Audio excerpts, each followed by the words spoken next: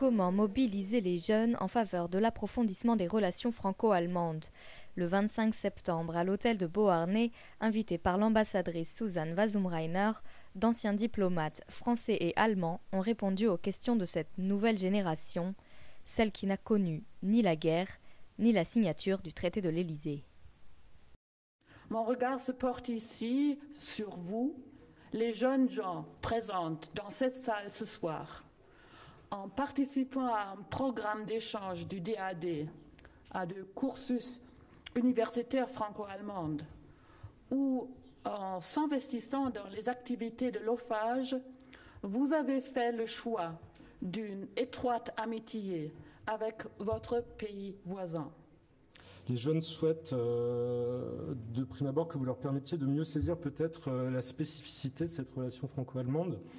Cette relation franco-allemande, elle est terriblement paradoxale.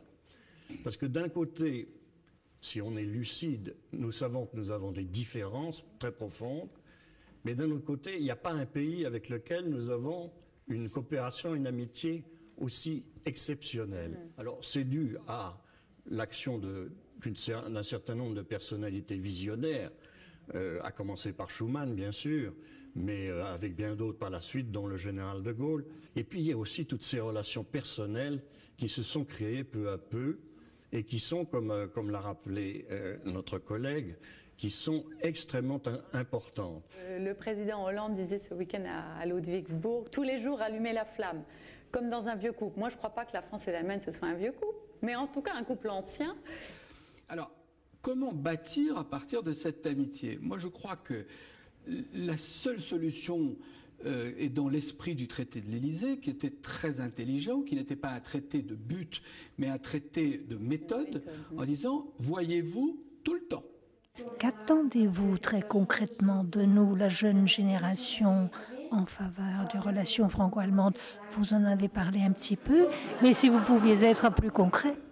Alors, pour commencer, la curiosité, beaucoup de curiosité. Les jeunes ne doivent pas non plus penser que tout ça c'est banal. Il faut vraiment donner un nouvel élan tous les jours. Chaque génération, il faut s'engager dans les entreprises, dans les activités européennes. Les jeunes qui ont préparé ce débat sont, je crois, je n'ai pas bien calculé, mais à 99% des jeunes qui sont nés après la réunification allemande. Une des sources d'inquiétude majeure en 2012 concernait les disparités entre la France et l'Allemagne du point de vue de la performance économique, qui semble ne cesser de s'accroître.